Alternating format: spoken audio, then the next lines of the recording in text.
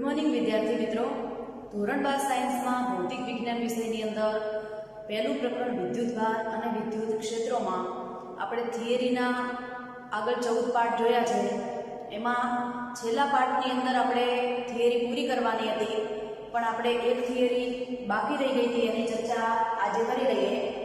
બે આપણે થિયરી અંદર ભણ્યા હતી ગાઉસના નિયમના ઉપયોગો. બરાબર, ગાઉસના નિયમના ઉપયોગમાં એક અનંત વિદ્યુત ભારિત તારના લીધે ઉદ્ભવતા વિદ્યુત ક્ષેત્ર વિશે આપણે થિયરી જોઈ હતી, અને બીજી એક આપણે અનંત વિદ્યુત ભારિત સમતલના લીધે ઉદ્ભવતા વિદ્યુત ક્ષેત્રની થિયરી જોઈ હતી. આજે આપણે એક સમાન રીતે વિદ્યુત ભારિત કોઈ પાતળી ગોળાકાર કવચ આપેલી હોય તો એના લીધે ઉદ્ભવતા વિદ્યુત ક્ષેત્રની ચર્ચા કરવાની છે.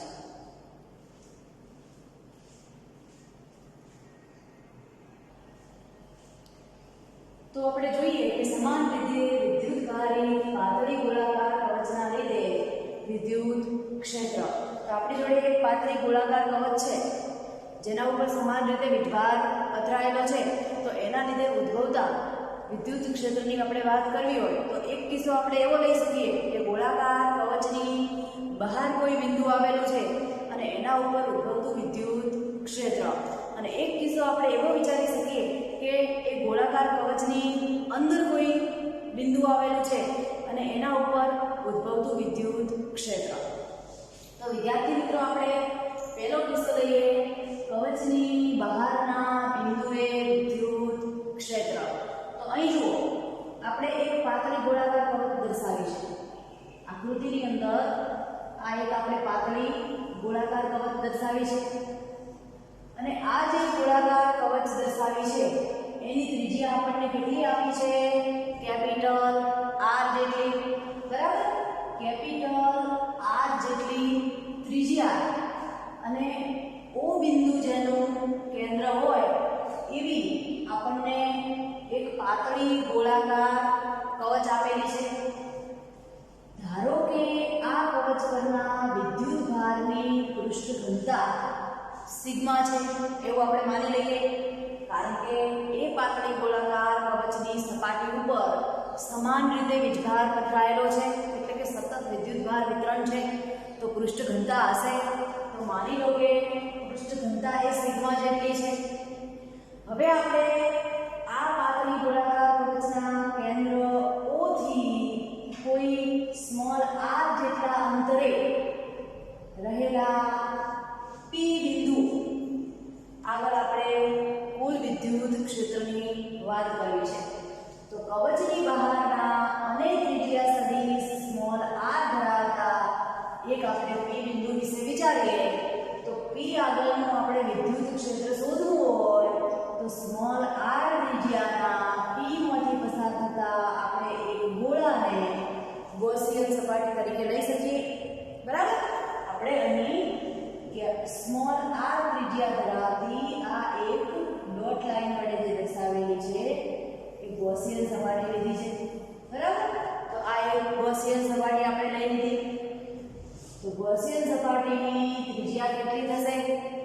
તો પેલી કવચનું કેન્દ્ર O છે ત્યાંથી ગણીશું તો સ્મોલ r જેટલી ત્રિજ્યા થશે ગૌસિયન સપાટીની. હવે આપણે વિદ્યુતભાર વિતરણના લીધે એવું કહી શકીએ કે ગોળા પરના બધા જ બિંદુઓ સમતુલ્ય છે. કેમ એવું કહી શકીએ? તો ગોળાની સપાટી ઉપર આપણે ગમે તે જગ્યાએ કોઈ પણ બિંદુ લઈએ તો એ કેન્દ્ર O થી કેવા અંતરે હશે? સરખા જ અંતરે હોય ને. આપણે કોઈ ગોળાના કેન્દ્રથી ગોળાની સપાટી પરના બિંદુનો વિચાર કરીએ તો એ દરેક બિંદુ કેન્દ્રથી એની ત્રિજ્યા જેટલા અંતરે હોય, અને ગોળાની ત્રિજ્યા તો દરેક જગ્યાએ કેવી હોય? સરખી જ હોય ને. માટે આપણે એવું કહી શકીએ કે ગોળા પરના બધા બિંદુઓ કેવા છે? સમતુલ્ય છે. તો ગોળાની સપાટી જે છે, ગૌસિયન સપાટી જે છે એના પરના દરેક બિંદુએ વિદ્યુત ક્ષેત્રનું મૂલ્ય કેવું હશે? સરખું. કેમ સરખું થશે વિદ્યાર્થી મિત્રો? તો આપણે P બિંદુ આગળ જો વિદ્યુત ક્ષેત્ર શોધવું છે, આપણે P બિંદુ અહીં લીધું છે, એની જગ્યાએ જો અહીં લઈએ તો પણ વિદ્યુત ક્ષેત્ર એટલું જ મળે. આપણે અહીં બિંદુ લઈએ છીએ તો પણ વિદ્યુત ક્ષેત્ર સરખું જ મળશે. તમે ગૌસિયન સપાટી ઉપર કોઈ પણ જગ્યાએ P બિંદુ લો છો તો દરેક બિંદુ આગળ આપણને વિદ્યુત ક્ષેત્રનું મૂલ્ય સરખું મળે છે. શા માટે એવું થાય છે? તો આપણે જે કવચ ઉપર કુલ વીજભાર રહેલો છે એના લીધે આ પી બિંદુ આગળ ઉદ્ભવતા વિદ્યુત ક્ષેત્રની આપણે ચર્ચા કરવી હોય તો માની લો કે આપણે આ કવચ ગોળીય કવચ પરના એક સૂક્ષ્મ પૃષ્ઠખંડના લીધે એ પૃષ્ઠખંડ ઉપર રહેલા વીજભાર દ્વારા પી બિંદુ ઉપર ઉદ્ભવતું વિદ્યુત ક્ષેત્ર આપણે ગણવું હોય તો હું તમને અહીંયા સાઈડમાં સમજાવું કે માની લો કે આ તમારું કેન્દ્ર છે. આ છે આપણી ગોળીય કવચ અને આ છે આપણું માની લો કે ગૌસિયન સપાટી. ગૌસિયન સપાટી પર માની લો કે અહીં એક બિંદુ રહેલું છે P. આ P બિંદુ ઉપર આપણે આ ગોળીય કવચના લીધે ઉદ્ભવતું વિદ્યુત ક્ષેત્ર શોધવું છે. તો પહેલા આપણે શું કરી દઈએ તો આ જે ગોળીય કવચ છે એને સૂક્ષ્મ નાના પૃષ્ઠખંડોમાં વિભાજિત કરી દઈએ. નાના પૃષ્ઠખંડોમાં વિભાજિત કરી દઈએ તો માની લો કે અહીં એક ડેલ્ટા S જેટલો પૃષ્ઠખંડ મળે. તો એ ડેલ્ટા S જેટલા પૃષ્ઠખંડ ઉપર રહેલા વીજભારના લીધે P બિંદુ આગળ ઉદ્ભવતા વિદ્યુત ક્ષેત્રની ચર્ચા કરવી હોય તો કેન્દ્રથી P બિંદુ સુધીનું અંતર દરેક દિશા માટે કેવું સરખું. તમે કેન્દ્રથી અહીં P બિંદુ લેશો તોય અંતર સરખું, અહીં લેશો તોય અંતર સરખું, અહીં લેશો P બિંદુ તો પણ અંતર કેવું સરખું. તમે નાના પૃષ્ઠખંડો વિચારો છો તો દરેક પૃષ્ઠખંડ ઉપર જો સમાન પૃષ્ઠખંડોમાં આપણે ગોળીય કવચને જો વિતરિત કરી દઈએ તો દરેક સૂક્ષ્મ પૃષ્ઠખંડ ઉપર રહેલો વીજભાર કેવો હશે સમાન. તો આપણી જોડે વિદ્યુત ક્ષેત્રનું સૂત્ર છે મિત્રો કે E બરાબર kq/r². q એટલે વીજભાર, r એટલે કેન્દ્ર O થી P બિંદુ સુધીનું અંતર. તો તમે ક્યાંય પણ P બિંદુ પસંદ કરો છો તો અંતર કેવું છે સરખું. ગમે ત્યાં P બિંદુ લો છો તો પણ સૂક્ષ્મ ખંડ પરનો વીજભાર તો કેવો રહેશે સરખો. માટે આપણે એવું કહી શકીએ કે દરેક જગ્યા માટે વિદ્યુત ક્ષેત્ર પણ કેવું હશે સરખું. તો દરેક બિંદુએ વિદ્યુત ક્ષેત્રનું મૂલ્ય કેવું હશે સમાન.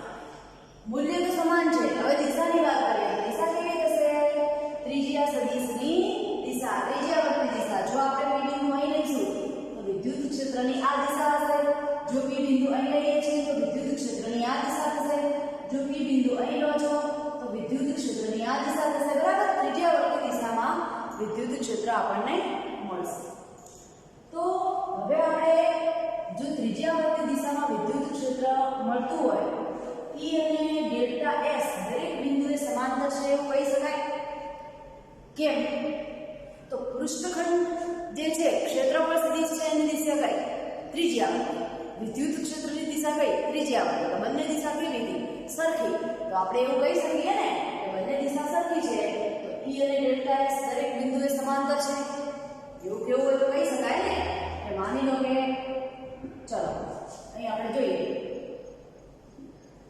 કે માની લો કે તમે અહીં એક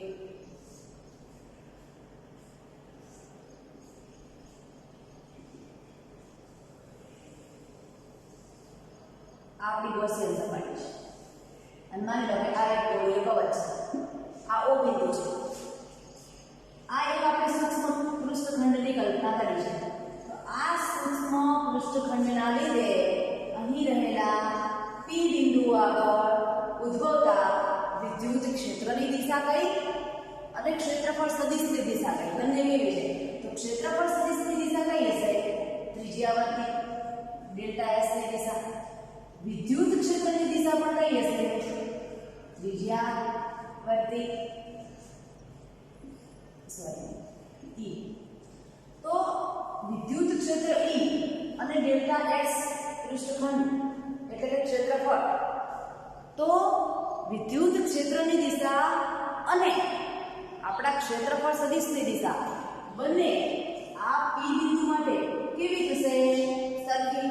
હવે જો તમે P બિંદુ અહીં પસંદ કરો છો તો આ સૂક્ષ્મ પૃષ્ઠખંડના લીધે ઉદ્ભવતા વિદ્યુત ક્ષેત્રની વાત કરશો તો આ સૂક્ષ્મ પૃષ્ઠખંડના લીધે ઉદ્ભવતા વિદ્યુત ક્ષેત્રની દિશા કઈ હશે? તો આ તરફ ત્રિજ્યાવર્તી. તો ક્ષેત્રફળ સદિશ ત્રિજ્યાવર્તી. તો એનો મતલબ એ થયો કે તમે પી બિંદુ ગૌસિયન સપાટી ઉપર ક્યાંય પણ પસંદ કરો છો, છતાં પણ વિદ્યુત ક્ષેત્ર E સદિશ અને પૃષ્ઠફળ જે છે ડેલ્ટા S સદિશ બંને એકબીજાને કેવા રહે છે? સમાંતર. માટે આપણે ફ્લક્સ લખી શકીએ. ચાલો હવે ફ્લક્સ ઉપર આવીએ. તો અહીં તમને ફ્લક્સની વાત કરી. તો ફ્લક્સ કેટલું થશે? ચલો ફ્લક્સનું સૂત્ર, તો ફ્લક્સનું સૂત્ર આપણે ભણી ગયા ને. ફ્લક્સ બરાબર ફ્લક્સ ફાઈ બરાબર શું ભણ્યા? ફ્લક્સ ફાઈ બરાબર E સદિશ ડોટ ડેલ્ટા S સદિશ. ડોટ પ્રોડક્ટ આવે એટલે શું થાય? અધિશ ગુણાકાર. ડોટ નીકાળવું હોય તો મૂકવો પડે cos થીટા. તો ફાઈ બરાબર E સદિશ ડેલ્ટા S cos થીટા. હવે તમે E સદિશ નહીં પણ ખાલી E delta S cos theta લખશો તો પણ ચાલશે. એટલે કે E delta S cos theta. તો હમણાં આપણે શું કીધું? E અને ડેલ્ટા S કેવા છે? એકબીજાને સમાંતર. થીટા શું છે? વિદ્યુત ક્ષેત્ર અને પૃષ્ઠખંડ ડેલ્ટા S વચ્ચેનો ખૂણો. જો બંને એકબીજાને સમાંતર હોય તો થીટા કેવો થાય? 0. તો cos 0 ની વેલ્યુ કેટલી થાય? 1. જો cos 0 ની વેલ્યુ 1 થતી હોય તો ફ્લક્સ કેટલું મળશે? E ડેલ્ટા S જેટલું. તો આપણે એવું કહી શકીએ કે દરેક નાના ખંડ માટે આપણને E ડેલ્ટા S જેટલું ફ્લક્સ મળે છે. કહી શકાય ને દરેક નાના ખંડ માટે આપણને E ડેલ્ટા S જેટલું ફ્લક્સ મળે છે એવું આપણે કહી શકીએ. તો હવે જુઓ, તમારી જોડે આખી એક ગોળીય કવચ છે અને એ આખી ગોળીય કવચ ઉપર નાના નાના ડેલ્ટા S જેટલા ઘણી બધી સંખ્યામાં પૃષ્ઠખંડો છે અને એ દરેક પૃષ્ઠખંડના લીધે P બિંદુ આગળ ઉદ્ભવતું આપણે કુલ ફ્લક્સ ગણવું હોય તો શું કરી શકીએ? તો હવે આપણે લખ્યું ફ્લક્સ ફાઈ બરાબર એટલે કે આપણે ડેલ્ટા ફાઈ કહીશું તો પણ ચાલશે, કારણ કે સૂક્ષ્મ પૃષ્ઠખંડ ડેલ્ટા S ના લીધે ઉદ્ભવતું ફ્લક્સ ડેલ્ટા ફાઈ બરાબર શું કીધું? E delta S. તો આવા ડેલ્ટા S જેટલા નાના નાના જે પૃષ્ઠખંડો આપણે વિચાર્યા છે એ બધાના લીધે ઉદ્ભવતું કુલ ફ્લક્સ લખવું છે તો દરેક પૃષ્ઠખંડનો શું થાય? સરવાળો. કારણ કે વિદ્યુત ક્ષેત્રનું મૂલ્ય તો દરેક માટે કેવું છે? સરખું છે. એટલે ઈ તો કોમન નીકળી જશે પણ ડેલ્ટા S નો સરવાળો થશે તો ડેલ્ટા S નો સરવાળો કરીએ એટલે કે ડેલ્ટા બધા ડેલ્ટા S નો સરવાળો કરતો આપણને ગૌસિયન સપાટીમાંથી પસાર થતું કુલ ફ્લક્સ ફાઈ મળશે. જે કેટલું હશે? કુલ ફ્લક્સ ફાઈ નું મૂલ્ય કેટલું હશે? તો E S જેટલું. કારણ કે ડેલ્ટા S જેટલા સૂક્ષ્મ પૃષ્ઠખંડોનો સરવાળો કરવામાં આવે તો આપણને ગોળીય કવચનું કુલ પૃષ્ઠફળ મળે. ધારો કે ગોળીય કવચનું કુલ પૃષ્ઠફળ S છે એવું આપણે લખી શકીએ. ચલો તો ગોળીય કવચનું કુલ પૃષ્ઠફળ S હોય તો ગોળીય કવચ એટલે આપણો ગોળો. ગોળાના પૃષ્ઠફળ S નું સૂત્ર ધોરણ 10 માં ગણિતની અંદર આપણે ભણી ગયા છીએ. શું આવે? 4 પાઈ r સ્ક્વેર. તો આ કિંમત આપણે S ની જગ્યાએ મૂકીએ તો ફાઈ બરાબર E 4 પાઈ r સ્ક્વેર. આટલું આપણને E ગુણ્યા 4 પાઈ r સ્ક્વેર જેટલું આપણને કુલ ફ્લક્સ મળશે. કોના લીધે? ગોળીય કવચના લીધે P બિંદુ આગળ ઉદ્ભવતું કુલ વિદ્યુત ફ્લક્સ કેટલું મળશે? તો E ગુણ્યા 4 પાઈ, ખાસ ધ્યાન રાખજો સ્મોલ r સ્ક્વેર લખ્યું છે આપણે. કેમ સ્મોલ r સ્ક્વેર લખ્યું છે? તો અહીં આપણે P બિંદુ આગળ જો તમારે શોધવું છે તો સ્મોલ r ત્રિજ્યા કોની લઈશું? ગૌસિયન સપાટીની. કેમ ગૌસિયન સપાટીની? તો અહીં P બિંદુ આપણે દરેક જગ્યાએ કલ્પના દરેક જગ્યાએ જુદા જુદા p બિંદુઓ આગળ જુદા જુદા પૃષ્ઠખંડોના લીધે ઉદ્ભવતું વિદ્યુત ફ્લક્સ જે બધાનો શું થશે સરવાળો. ચલો તો હવે આપણે ફ્લક્સ તો મેળવ્યું પરંતુ આપણી થિયરી સાની છે વિદ્યુત ક્ષેત્ર મેળવવું છે આપણે.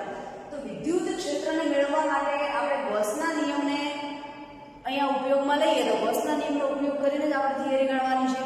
ચલો ગૌસનો નિયમ શું કહે છે કે કોઈ પણ બંધ પૃષ્ઠ સાથે સંકળાયેલું કુલ વિદ્યુત ફ્લક્સ એ પૃષ્ઠ વડે ઘેરાતા વીજભાર અને એપ્સિલન 0 ના ગુણોત્તર જેટલું હોય છે. તો ગૌસનો નિયમ લાગુ પાડવો હોય તો આ ગૌસિયન સપાટી આપણે જે લીધી છે એના કુલ પૃષ્ઠ આ આપણી ગૌસિયન સપાટી વડે ઘેરાતો કુલ વીજભાર એટલે આપણે અહીં રહેલો કુલ વીજભાર ગણી શકીએ. તો ગૌસિયન સપાટી વડે ઘેરાતો કુલ વીજભાર કેટલો? તો કુલ વીજભાર આપણે અહીંયા લખવો છે તો વીજભાર આપણે પૃષ્ઠ ઘનતા ઉપરથી લખી શકીએ કારણ કે આપણી જોડે પૃષ્ઠ ઘનતાનું મૂલ્ય છે સિગ્મા. તો પૃષ્ઠ ઘનતા સિગ્મા ઉપરથી આપણે લખી શકીએ.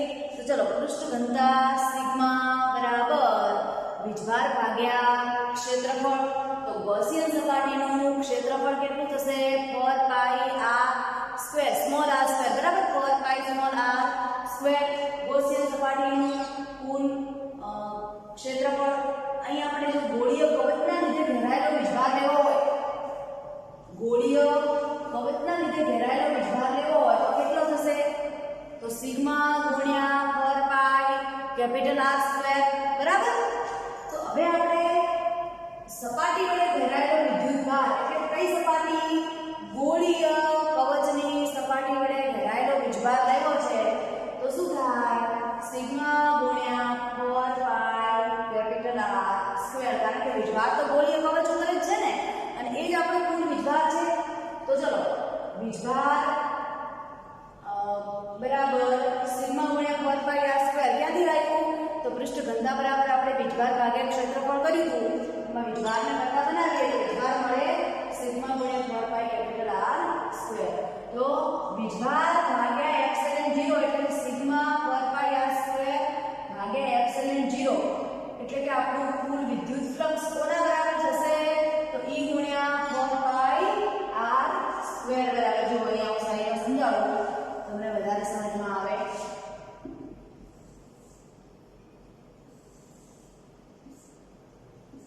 જો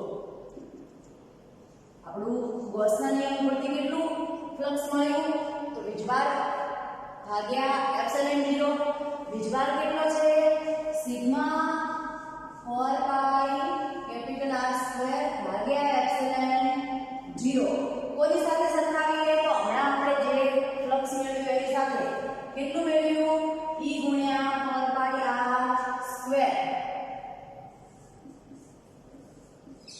આપણે શું શોધવું છે વિદ્યુત ક્ષેત્ર E. તો વિદ્યુત ક્ષેત્ર E ને કરતા બનાવીએ તો આ 4 પાઈ r સ્ક્વેર ક્યાં હશે અહીં ભાગાકારની અંદર તો આવું લખી શકાય સિગ્મા 4 પાઈ કેપિટલ R સ્ક્વેર ભાગ્યા epsilon 0 4 pi small r square આવું લખાશે ને. ચલો અહીં આપણે શું કર્યું તો આપણે કિંમત મૂકીએ. ચલો કોની કિંમત મૂકીશું તો સિગ્મા કેપિટલ R સ્ક્વેર એને આપણે એનું એમ રાખીએ અને અહીં જુઓ 4 પાઈ એપ્સિલન 0 R સ્ક્વેર 4 પાઈ એપ્સિલન 0 R સ્ક્વેર આપણે એનું એમ રાખીએ છીએ. હવે અહીં વિદ્યુત ક્ષેત્ર લખવું છે આપણે વિદ્યુત ક્ષેત્ર બરાબર શું લખ્યું છે સિગ્મા સૂત્ર આપણે બંને સરખાયા ફ્લક્સના E ગુણ્યા 4 પાઈ r square sigma upon epsilon 0 4 પાઈ કેપિટલ R સ્ક્વેર. તો E ને બનાવ્યો આપણે સૂત્રનો કરતા તો સિગ્મા કેપિટલ R સ્ક્વેર ભાગ્યા શું બચશે તો જો પહેલું સમીકરણ આપણને જે લખીને આપ્યું છે એમાં એવું આપ્યું છે કે 4 પાઈ ને કેન્સલ કરવામાં આવે તો E નું સમીકરણ આપણને કંઈક આવું મળે E બરાબર સિગ્મા કેપિટલ R સ્ક્વેર ભાગ્યા એપ્સિલન 0 સ્મોલ r સ્ક્વેર બરાબર આવું એક સમીકરણ મળે. પરંતુ આ સમીકરણની અંદર જો આપણે સિગ્મા ગુણ્યા 4 પાઈ કેપિટલ R સ્ક્વેર ની જગ્યાએ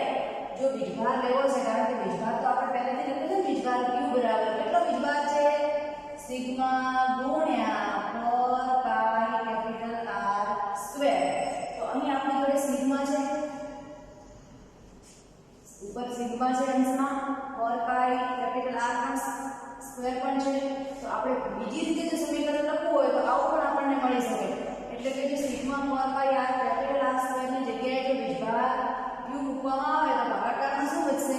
epsilon 0 4 pi small r square. જો q એ શું છે તો 4 પાઈ r સ્ક્વેર સિગ્મા ગોળાકાર કવચ ઉપરનો કુલ વીજભાર. બરાબર. તો આપણને વિદ્યુત ક્ષેત્રનું સમીકરણ મળે E બરાબર q ભાગ્યા 4 pi small r square into r caret. આપણે સદિશ સ્વરૂપે લખીએ તો E સદિશ બરાબર r કેરેટ એટલે કે ત્રિજ્યા વર્ગની દિશામાંનો એકમ સદિશ. તો વિદ્યુત ક્ષેત્ર જે છે વિદ્યુત ક્ષેત્રની દિશાની વાત કરીએ તો જ્યારે q ગ્રેટર ધેન 0 હશે એટલે કે જો વીજભાર ધન હશે તો વિદ્યુત ક્ષેત્રની દિશા જે છે એ કઈ બાજુની હશે? બહારની તરફની. અને જો q લેસ ધેન 0 હોય તો વિદ્યુત ક્ષેત્રની જે દિશા છે એ કેવી હશે? અંદર તરફની. એટલે કે આ રીતે આપણે વિદ્યુતભાર q ને કેન્દ્ર O પર મૂકીએ અને જેટલું વિદ્યુત ક્ષેત્ર મળે એટલું જ વિદ્યુત ક્ષેત્ર આપણે કવચની બહારના બિંદુ માટે સમાન વિદ્યુતભારિત ગોળીય કવચના લીધે મેળવી શકીએ છીએ. બરાબર. બંને સૂત્રો કેવા મળે છે? લગભગ સરખા જ મળે છે. કારણ કે આપણી જોડે સમીકરણ પણ એ જ છે ને E બરાબર kq/r². બરાબર. અને એની જ વસ્તુ મળી છે આપણને અહીં 4 પાઈ એપ્સિલોન 0. 4 પાઈ એપ્સિલોન 0 એટલે શું? k 1/4 પાઈ એપ્સિલોન 0 એટલે કે q/r². એટલે જો ગોળીય કવચના કેન્દ્ર ઉપર તમે વીજભાર મૂકો છો અને એના લીધે ઉદ્ભવતું વિદ્યુત ક્ષેત્રનું જે સમીકરણ મળે છે એ જ સમીકરણ એવું સમીકરણ આપણને ગોળીય કવચ ઉપર સતત રીતે પથરાયેલા કુલ વિદ્યુતભાર વિતરણના લીધે ગોળીય કવચની બહારના બિંદુએ આપણને વિદ્યુત ક્ષેત્રનું સમીકરણ મળે.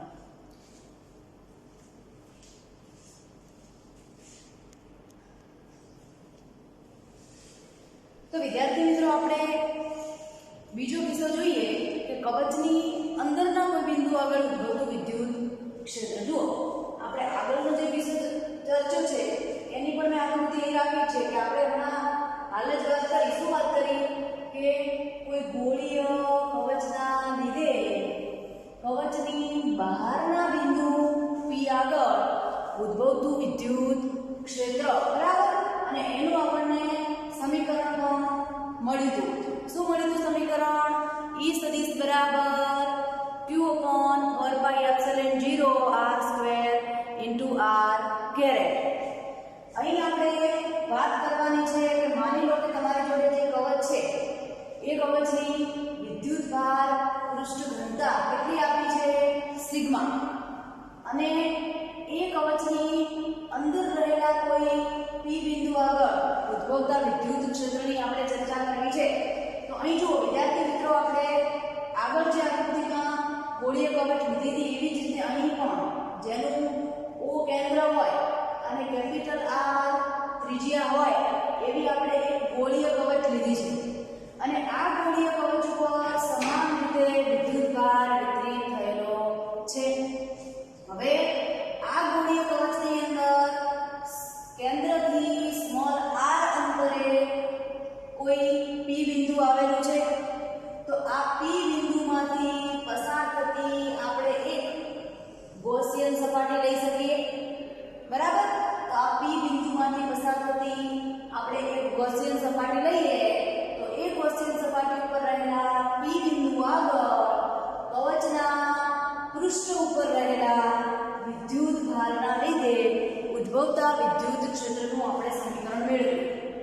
તો જુઓ એની એ જ વસ્તુ થશે કે આપણે સૌથી પહેલા તો વિદ્યુત ક્ષેત્રની વાત કરીએ તો આપણી જે ગોળીય કવચ છે એ કવચની અંદર કેન્દ્ર છે O, ત્રિજ્યા છે કેપિટલ R. કવચના માની લો કે કોઈ સૂક્ષ્મ પૃષ્ઠખંડના લીધે આપણે જે ગૌસિયન સપાટી લીધી છે એ સપાટી પરના કોઈ બિંદુ આગળ ઉદ્ભવતું વિદ્યુત ક્ષેત્ર આપણે ગણવું છે. તો કેન્દ્ર તરફની દિશા થાય ને? બરાબર. વિદ્યુત ક્ષેત્રની કેન્દ્રની અંદરની દિશા થશે. કેટલું વિદ્યુત ક્ષેત્ર થશે? માની લો કે ધારો કે E જેટલું વિદ્યુત ક્ષેત્ર છે. ક્ષેત્રફળ કેટલું થશે? તો કેન્દ્રથી ગૌસિયન સપાટીનું અંતર સ્મોલ r તો આપણને ક્ષેત્રફળ મળશે 4 પાઈ r સ્ક્વેર ગોળીય કવચ ગોળાનું પૃષ્ઠફળ 4 પાઈ r સ્ક્વેર બરાબર. તો ગૌસીયન સપાટી આગળનું ક્ષેત્રફળ મળશે 4 પાઈ r સ્ક્વેર. તો એના લીધે કોઈ સૂક્ષ્મ પૃષ્ઠખંડ આગળ ઉદ્ભવતું વિદ્યુત ક્ષેત્ર જે છે એ E થશે. પૃષ્ઠફળ જે છે એ 4 પાઈ સ્મોલ r સ્ક્વેર થશે. હવે જો આપણે એને ફ્લક્સ લખીએ તો ફ્લક્સ થાય બરાબર E ડેલ્ટા S. કેમ E ડેલ્ટા S? તો અહીં પણ ગૌસીયન સપાટી પર રહેલા કોઈ P બિંદુ આગળ ગોળીય કવચના સૂક્ષ્મ પૃષ્ઠખંડના લીધે ઉદ્ભવતું વિદ્યુત ક્ષેત્રની દિશા કઈ હશે? ત્રિજ્યાવર્તી બરાબર. પહેલા કિસ્સામાં બહારની તરફ હતી, આ કિસ્સામાં કેવી હશે? અંદરની તરફ થશે ને બરાબર. ત્રિજ્યાવર્તી દિશામાં આપણને વિદ્યુત ક્ષેત્ર મળશે. તો પૃષ્ઠફળની દિશા પણ કઈ હશે? એ પણ વિદ્યુત ક્ષેત્રની દિશામાં હશે. તો થીટા 0 તો ફ્લક્સ થશે E ડેલ્ટા S. એટલે કે E ડેલ્ટા S નો સરવાળો કરીએ તો શું મળે આપણને? Capital S. આગળના કિસ્સાની જેમ જ તો ફ્લક્સ મળશે PS બરાબર. એટલે કે E ગુણ્યા 4 પાઈ r સ્ક્વેર. હવે આપણે ગાઉસના નિયમ સાથે સરખાવીએ તો ગૌસીયન સપાટી વડે ઘેરાતો વિદ્યુતભાર. કેમ? તો આપણે ગાઉસના નિયમમાં શું ભણી ગયા?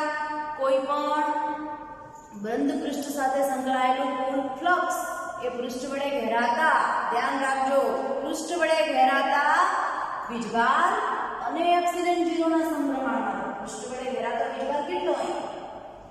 આ આપણું પૃષ્ઠ છે ગૌસીયન સપાટી. તો ગૌસીયન સપાટીની અંદર કોઈ વિદ્યાર્થી મિત્રો તમને વીજભાર દેખાય છે? કોઈ વીજભાર નહીં. ગૌસીયન સપાટી વડે કોઈ વીજભાર ઘેરાતો નથી. તો વીજભાર કેવો થશે? 0. વીજભાર 0 તો આપણે બંનેને સરખાવીએ તો કુલ ફ્લક્સ પણ કેવું થશે? 0. વીજભાર 0 તો ફ્લક્સ 0 તો E ક્રોસ એટલે કે E ગુણ્યા 4 પાઈ સ્મોલ r સ્ક્વેર બરાબર શું થશે? 0. તો 4 પાઈ r સ્ક્વેર ને આ બાજુ લાવો તો E પણ તમને કેવું મળશે? 0. એટલે કે આ કિસ્સામાં વિદ્યુત ક્ષેત્ર આપણને કેટલું મળે છે? 0. આગળના કિસ્સામાં કેટલું મળ્યું હતું? E બરાબર q/4 pi epsilon 0 r square r caret. આ આપણને ગોળીય કવચની બહારના બિંદુ માટે મળ્યું હતું બરાબર. આ બહારના બિંદુ માટે મળ્યું હતું. પણ અંદરના બિંદુ આગળ વિદ્યુત ક્ષેત્ર કેવું છે? 0. એટલે કે સમાન રીતે વિદ્યુતભારી પાતળી ગોળાકાર કવચના લીધે કવચની અંદરના બધા બિંદુએ વિદ્યુત ક્ષેત્ર કેવું છે? 0. કેમ 0 છે? તો અંદર રહેલી જે ગૌસીયન સપાટી આપણે લીધી છે એ પૃષ્ઠ વડે કોઈ વીજભાર ઘેરાતો નથી. કોઈ વીજભાર જ ઘેરાતો નથી તો ફ્લક્સ 0 અને ફ્લક્સ 0 થાય છે માટે વિદ્યુત ક્ષેત્ર પણ કેવું મળે છે? 0. તો અહીં આપણે એવું કહી શકીએ કે સમાન રીતે વિદ્યુતભારે પાતળી ગોળાકાર કવચના લીધે કવચની અંદર રહેલા કોઈ બિંદુ આગળ વિદ્યુત ક્ષેત્રનું મૂલ્ય દરેક બિંદુએ 0 હોય છે. તો વિદ્યાર્થી મિત્રો અહીં આપણા પ્રકરણ 1 વિદ્યુતભાર અને વિદ્યુત ક્ષેત્રની બધી જ થિયરી પૂરી થાય છે. અને હવે આપણે આગળ બીજું પ્રકરણ શરૂઆત કરીશું. તો તમે પહેલા પ્રકરણની જેટલી પણ થિયરી ચાલી છે એ દરેક થિયરીને એક સારી વ્યવસ્થિત નોટ બનાવી અને એની અંદર લખી અને ફરજિયાત જે તે આપણા વિષય શિક્ષકને મોકલશો. આભાર.